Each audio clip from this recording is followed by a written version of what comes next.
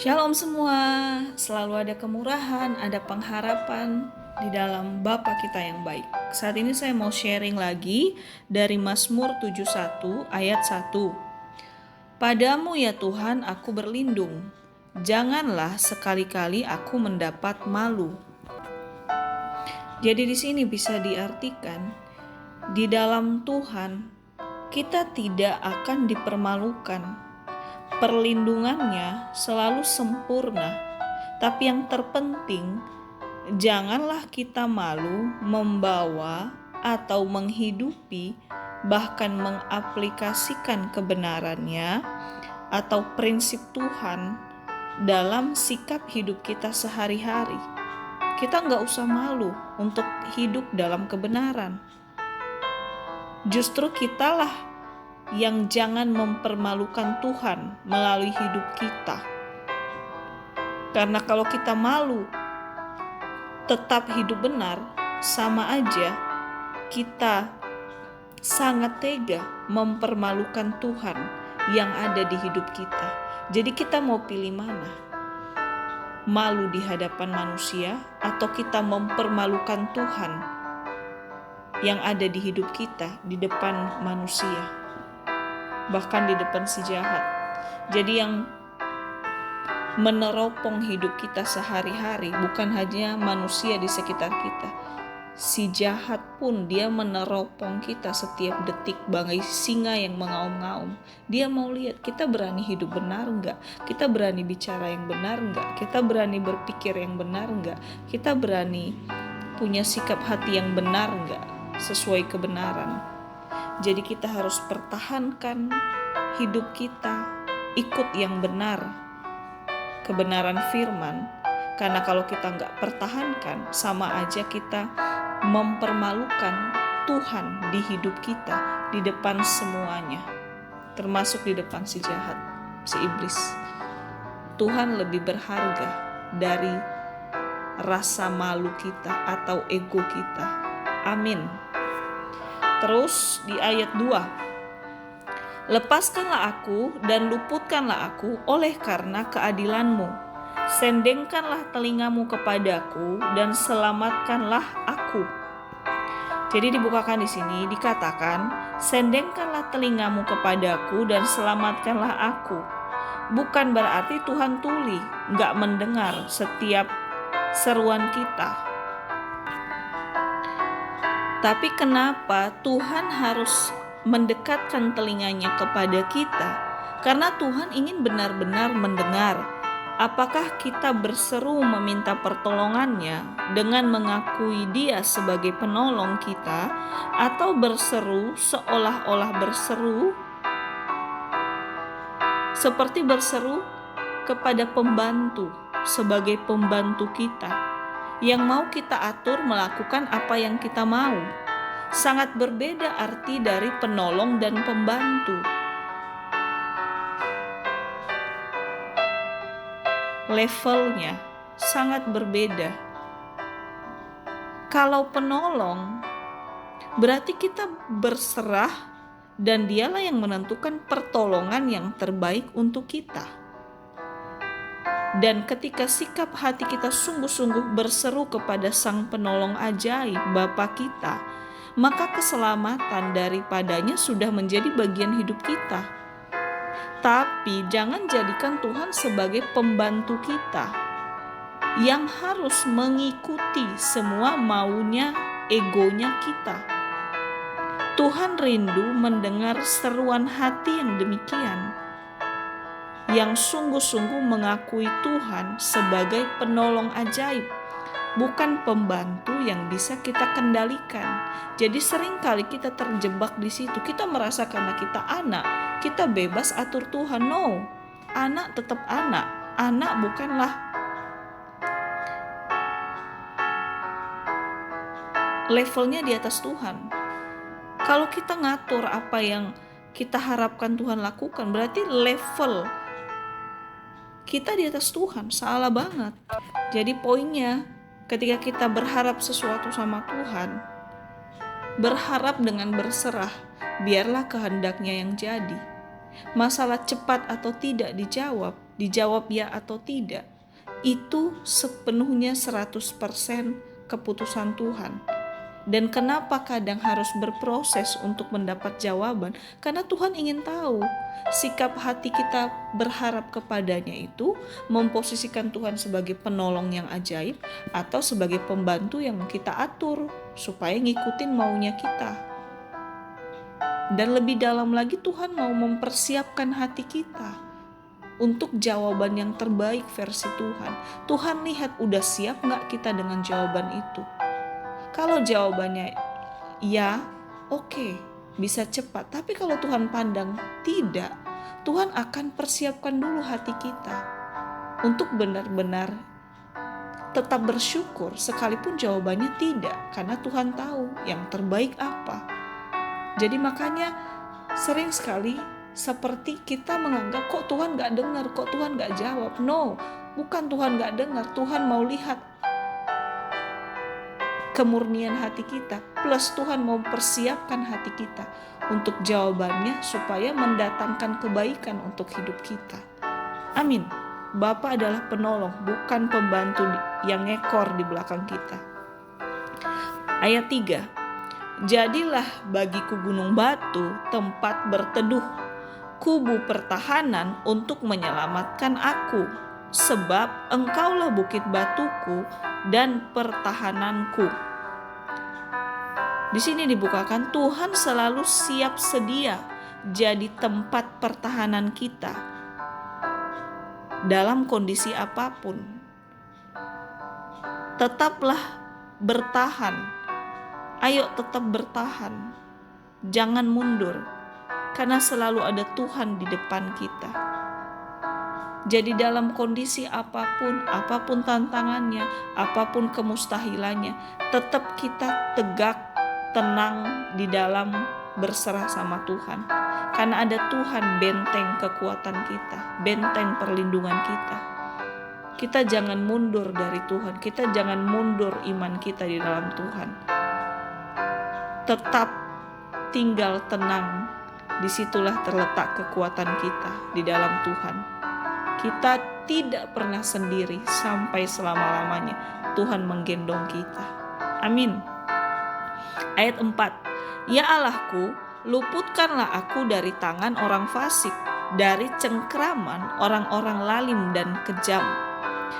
Jadi di sini dibukakan poin pentingnya adalah tanpa perlindungan Tuhan, kita gak akan selalu tahu siapa musuh. Artinya, bisa saja ada musuh di balik sikap seperti teman atau kawan. Tapi karena perlindungan Tuhanlah, kita tetap bisa terlepas dari setiap musuh atau niat jahat orang. Jadi bisa dibilang dalam hidup ini kita, penglihatan kita atau kita bisa tahu yang sesungguhnya itu terbatas. Tuhanlah yang tahu kedalaman hati. Tapi kalau kita udah andalkan Tuhan dalam segala aspek hidup kita, ada pun orang yang mau niat jahat, benteng perlindungan Tuhan itu akan buat mental semua niat-niat jahat, niat-niat buruk, baik sesama manusia, baik niat jahat si iblis juga. Jadi perlindungan Tuhan yang kita pegang di hidup kita, bukan insting kita untuk bisa menilai ada gak yang mau jahatin, ada gak yang mau nyerang. Gak usah, nanti kita hidup tidak tenang, terlalu was-was, jangan-jangan ada yang mau jahatin, ada yang mau rebut ini, ada yang mau hancurin, ada yang mau menggagalkan, ada ini, ada itu. No, kita tenang di dalam Tuhan karena perlindungannya sempurna, gak bisa tertembus oleh apapun, tidak bisa dikalahkan oleh apapun. Tapi kalau kita buka celah untuk was-was akan hal-hal yang belum terjadi pun, maka sama aja kita gak sungguh-sungguh berlindung di dalam Tuhan. Kalau gak sungguh-sungguh berlindung di dalam Tuhan, ya terjadilah sesuai yang kita takuti dan imani itu. Tolak dalam nama Yesus. Ayat 5. Sebab engkaulah harapanku ya Tuhan, kepercayaanku sejak masa muda, ya Allah. Di sini dikatakan, kepercayaan sejak masa muda itu bisa berarti kepercayaan kita, iman kita di dalam Tuhan itu butuh waktu bertumbuh, pelan tapi pasti. Makanya dikatakan di sini dari masa muda. Jadi iman yang awalnya masih sangat muda, lama-kelamaan semakin matang, semakin bertumbuh, semakin dalam, semakin berbuah lebat, barulah melahirkan harapan di dalam Tuhan. Jadi sering sekali orang kehilangan pengharapan ketika rasa percayanya di dalam Tuhan juga tidak bertumbuh, malah gugur, luntur. Bisa luntur oleh tekanan, gugur oleh himpitan, masalah, pergumulan. Jadi jangan pernah takut berharap dan jangan dipengaruhi karena keadaan sekitar kita atau kondisi hati, tetapi tetaplah berharap yang terbaik karena iman yang kuat di dalam Tuhan. Jadi selama kita mempertahankan iman kita kuat di dalam Tuhan, selama itu pun kita terus berharap yang terbaik dari Tuhan. Tapi kalau kita hilang pengharapan, itu sama artinya iman kita sedang gugur di dalam Tuhan. Seperti dikatakan, iman adalah bukti dari segala sesuatu yang tidak kita lihat. Yang tidak dilihat itu seperti harapan. Harapan itu kan yang belum kelihatan. Jadi ayo, kalau saat-saat ini kita seperti hilang pengharapan, kita seperti mati suri, punya nyawa tapi tidak punya gairah hidup, tidak punya pikiran positif ke depan, cek lagi, iman kita lagi bermasalah di dalam Tuhan. Kenapa bisa bermasalah di dalam Tuhan? Bisa karena masalah, tekanan, pergumulan, dan lain-lain.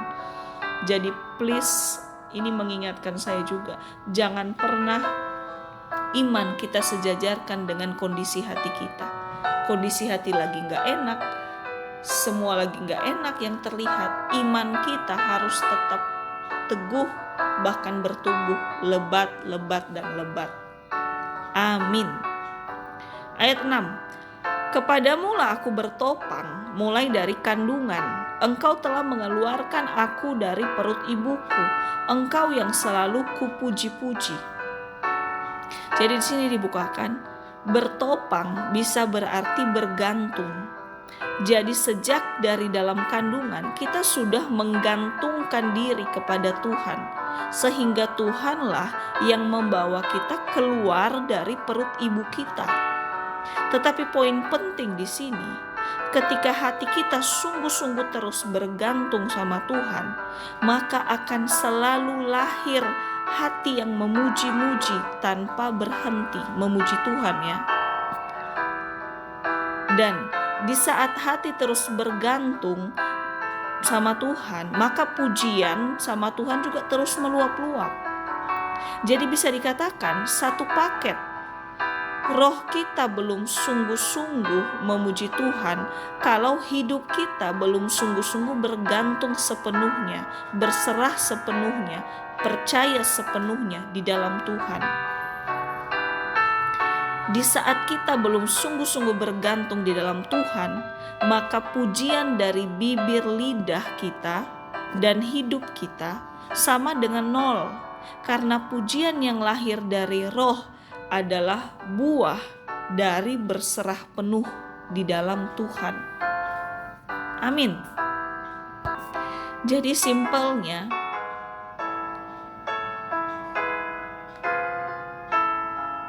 puji-pujian itu adalah akibat dari hubungan yang selalu melekat sama Tuhan.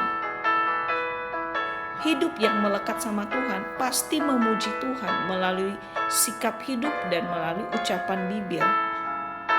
Tetapi kalau hanya bibir yang seolah memuji Tuhan, tapi sebenarnya tidak sungguh-sungguh melekat sama Tuhan, maka semua pujian itu, suara terindah itu pun nol di hadapan Tuhan. Lalu ayat 7. Bagi banyak orang aku seperti tanda ajaib, karena engkaulah tempat perlindunganku yang kuat. Di sini dibukakan, Selama kita tetap berlindung di dalam Tuhan, akan selalu ada tanda ajaibnya Tuhan menyertai hidup kita dan tampak nyata dari hidup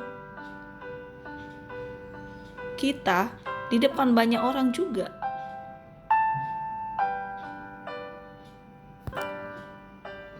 Karena kita izinkan Tuhan ada dan pegang kendali atas hidup kita.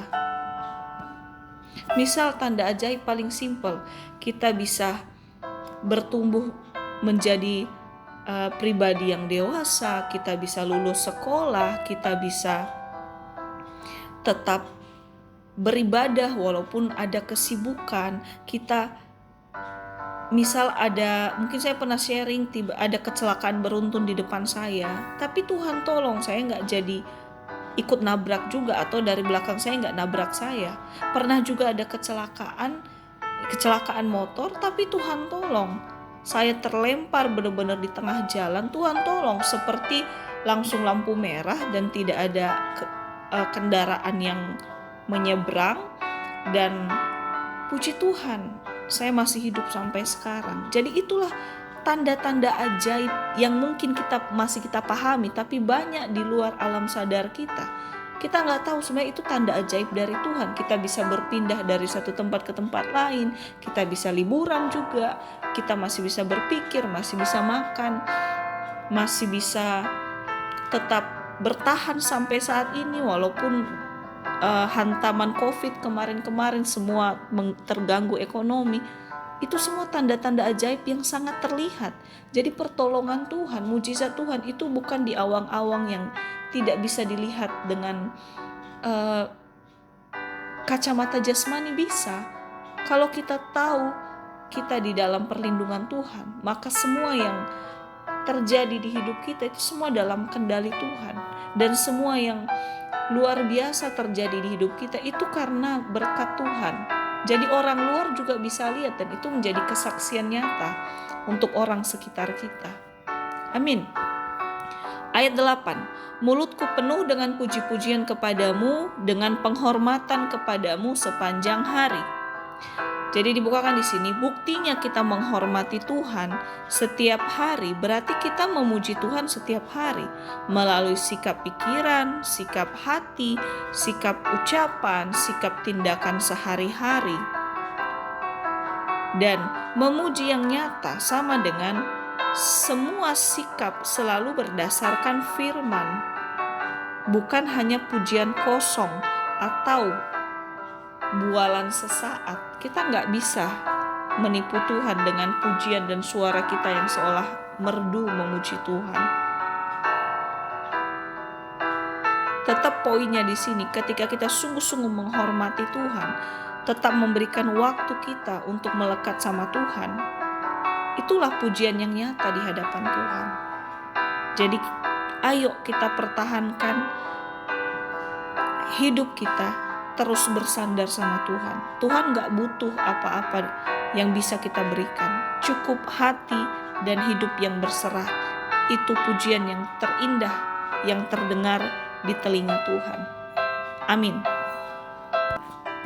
Ayat 9-11. Janganlah membuang aku pada masa tuaku, janganlah meninggalkan aku apabila kekuatanku habis, sebab musuh-musuhku berkata-kata tentang aku. Orang-orang yang mengincar nyawaku berunding bersama-sama dan berkata, Allah telah meninggalkan dia. Kejar dan tangkaplah dia, sebab tidak ada yang melepaskan dia. Wow. Jadi di sini dibukakan, jika kita memberi diri kita untuk mendengar suara dunia, orang-orang luar, maka cepat atau lambat itu pasti melemahkan roh kita dan iman pengharapan kita, keteguhan hati kita di dalam Tuhan. Jadi benar-benar mari menjaga telinga dan roh kita, gairah kita di dalam Tuhan, untuk terus mendengar kebenaran aja, hal-hal yang benar, hal-hal yang positif dari firman dari Tuhan untuk hidup kita. Sebab hanya firman yang paling benar untuk selama-lamanya di hidup kita.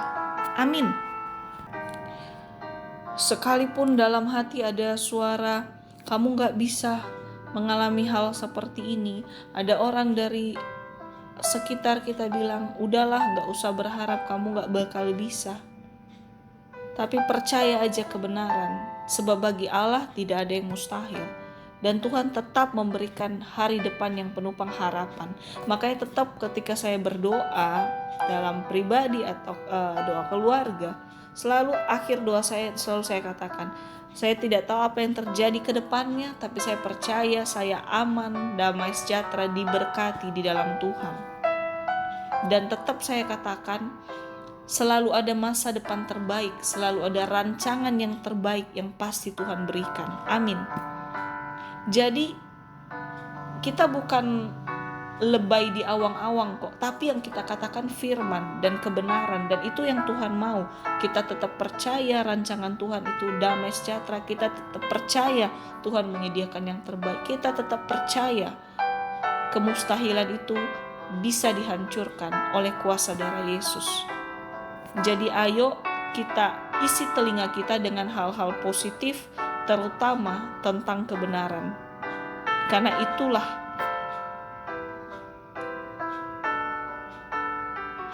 yang membuat kita hidup sampai detik ini. Seperti Tuhan bilang, bukan hidup dari roti, tapi dari setiap perkataan Tuhan. Memang benar, karena setiap makanan terenak pun itu bukan jadi kekuatan, dibuang juga ke jamban. Tapi setiap firman yang kita dengar, kita makan, itu jadi kekuatan dan senjata kuat kita untuk terus menjalani hidup dan sampai di kekekalan nanti. Dan di surga gak akan ditanya kita makan mewah apa, tapi Tuhan tanya, sudahkah kamu percaya firmanku, melakukan firmanku, memegang firmanku sampai selama-lamanya. Amin. Jaga pendengaran kita, dengar yang benar, yaitu firman.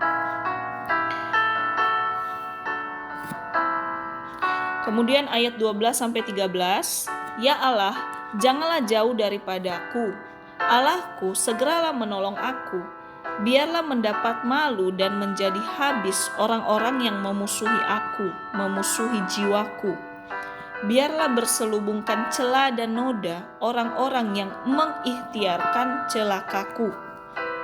Jadi di sini dibukakan sikap hati yang merasa Tuhan jauh dan merasa sangat butuh Tuhan segera menolong. Sebenarnya bukan Tuhan yang jauh, tapi perasaan kalau pertolongan Tuhan itu jauh.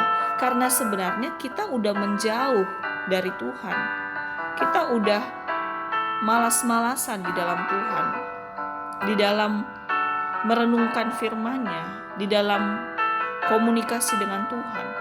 Dan bukti roh sudah menjauh dari Tuhan dijelaskan di ayat berikutnya, di mana punya keinginan hati membalas kejahatan dengan kejahatan. Wow.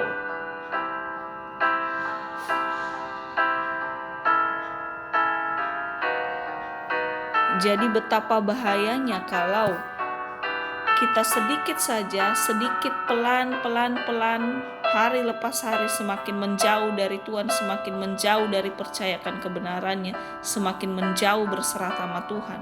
Sama aja kita izinkan hati kita cemar, hati kita jahat pada akhirnya.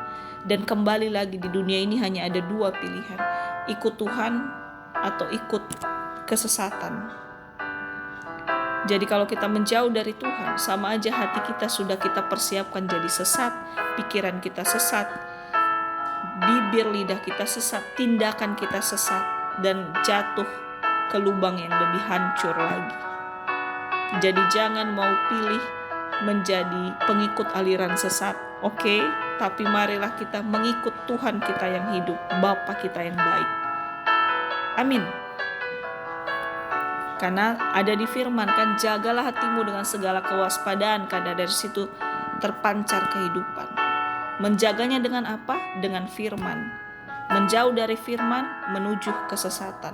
Tolak dalam nama Yesus. Kemudian ayat 14-16. Tetapi aku senantiasa mau berharap dan menambah puji-pujian kepadamu. Mulutku akan menceritakan keadilanmu dan keselamatan yang daripadamu sepanjang hari, sebab aku tidak dapat menghitungnya. Aku datang dengan keperkasaan Tuhan Allah, hendak memasyurkan hanya keadilan-Mu saja.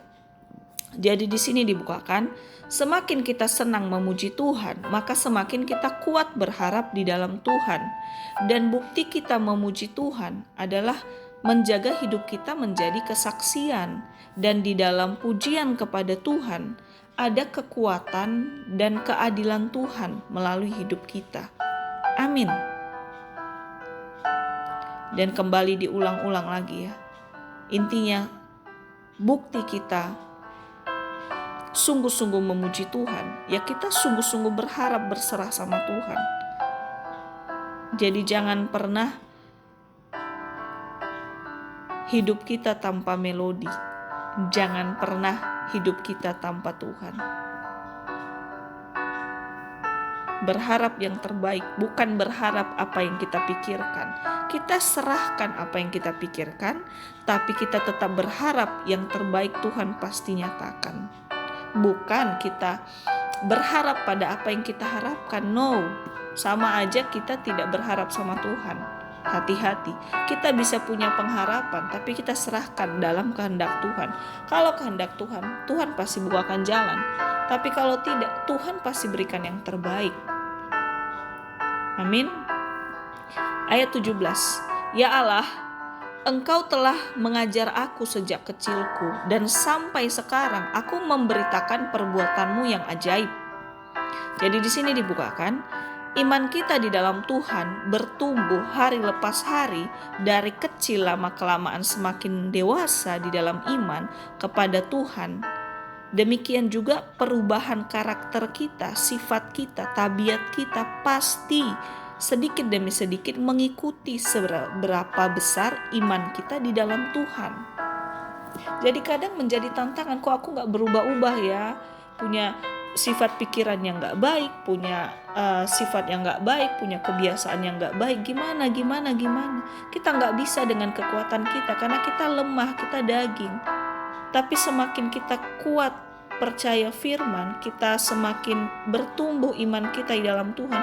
Pasti kalau kembali lagi, kalau roh kita sehat, pasti jiwa dan tubuh kita ngikutin alur roh itu. Tapi kalau roh kita melemah atau suam-suam kuku atau menjauh dari Tuhan, ya udah pasti jiwa dan tubuh kita kembali lagi mengikuti kesesatan, mengikuti pengaruh-pengaruh dunia, mengikuti semua yang tidak menentu dari dunia ini bisa berubah-ubah. Tapi Tuhan gak pernah berubah. Jadi ayo, apapun pergumulan kita dalam karakter, dalam hal-hal gak baik, kurang baik, ayo jangan patah semangat, kuatkan iman kita di dalam Tuhan, kuatkan hidup dalam kebenaran, maka kebenaran itu yang menyapu bersih keburukan-keburukan hidup kita. Pelan tapi pasti ada kekuatan di dalam kebenaran Tuhan. Amin. Ayat 18. Juga sampai masa tuaku dan putih rambutku, ya Allah, janganlah meninggalkan aku, supaya aku memberitakan kuasa-Mu kepada angkatan ini, keperkasaan-Mu kepada semua orang yang akan datang. Jadi di sini dibukakan, Tuhan di hidup kita bukan untuk membangun kita sendiri, tetapi kelak memberitakan. Maksudnya kelak memberikan kita kekuatan untuk menjadi dampak dan yang pada akhirnya mempermuliakan Tuhan sampai selama-lamanya. Kita dalam tempat pekerjaan kita, dalam keseharian kita, kalau kita tetap benar-benar mengandalkan Tuhan, kita pasti bisa menjadi dampak yang positif juga dimanapun kita berada. Jadi kita sungguh-sungguh. Lanjut ayat 19. Keadilan-Mu ya Allah sampai ke langit. Engkau yang telah melakukan hal-hal yang besar ya Allah. Siapakah seperti Engkau? Jadi di sini dibukakan, keadilan Tuhan itu yang terbaik, dan apa yang Tuhan izinkan terjadi itu juga yang terbaik. Jadi dalam perjalanan hidup kita, Kita nggak perlu mempertanyakan maksud dan tujuan Tuhan, karena kehendaknya selalu yang terbaik. Dan di dalam masa proses pun yang harus kita lewati, peganglah keadilan dan kebesaran Tuhan selama-lamanya. Amin. Kembali lagi, bagian kita berserah dan percaya penuh sama Tuhan. Bagian Tuhan menyatakan yang terbaik buat kita. Jangan kebalik. Jangan kita merasa bagian kita menerima yang terbaik yang kita mau, dan bagian Tuhan mengikuti apa yang kita mau. Nggak akan pernah bisa. Semakin sikap hati kita demikian, semakin Tuhan proses hati kita sampai hati kita benar dulu. Karena kalau hati kita nggak benar dulu, ketika Tuhan nyatakan apa yang terbaik, kita tetap anggap itu terburuk, dan akan menjadi sangat rusak hubungan kita sama Tuhan jadinya. Jadi Tuhan nggak mau kita semakin jauh dari Dia, sikap hati kita semakin rusak. Lebih baik Tuhan izinkan kita menunggu, kita dalam proses belum seperti nggak ada jawaban, daripada nanti dijawab, hati kita nggak siap, hati kita nggak meresponi dengan benar, parah akibatnya. Karena Tuhan tahu jauh ke depan. Karena pandangan kita, bayangan kita hanya seperti jarak pandang mata jasmani aja. Jadi tetap bagian kita berharap dan berserah. Bagian Tuhan menyatakan yang terbaik. Amin. Ayat 24. Lidahku juga menyebut-nyebut keadilan-Mu sepanjang hari, sebab akan mendapat malu dan tersipu-sipu orang yang mengikhtiarkan celakaku. Jadi di sini dibukakan, menyebut-nyebut keadilan Tuhan berarti menyebut-nyebut kebenaran firman Tuhan menjadi gaya hidup atau prinsip hidup kita. Dan di sini kontradiksi sekali. Di sini dibukakan orang yang punya niat mencelakai, berarti niat hatinya tidak dipenuhi oleh kebenaran dan tidak hidup dalam prinsip kebenaran firman, maka akan sangat membuka celah besar untuk memiliki niat-niat buruk yang bertentangan dengan firman. Seperti di ayat sebelumnya tadi, hati-hati banget kita. Semakin kita tidak di dalam Tuhan, semakin kita izinkan kita di dalam kegelapan, kita di dalam sikap hati yang jahat, kita di dalam sikap pikiran yang jahat, kita di dalam ucapan yang buruk, yang busuk, yang jahat terus-terusan. Kembali lagi gimana hubungan kita dengan Tuhan. Jadi apapun yang terjadi, mungkin kita pernah up and down, jatuh bangun di dalam Tuhan, tapi ayo, semakin kita tidak melewatkan hidup kita berharap sama Tuhan setiap hari, semakin Tuhan dan kebenarannya terus mengikat kita kok. Kita gak akan dilepaskan sama Tuhan. Dan Tuhan juga gak akan maksa kita berserah sama Dia.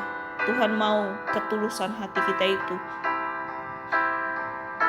mengalir bagaikan air yang mengalir tanpa dipaksa, seperti kasih Tuhan buat kita, mengalir tanpa dipaksa, bagai air terjun surgawi. Tuhan Yesus memberkati, tetap semangat berpegang di dalam Bapa kita yang baik. Haleluya, amin.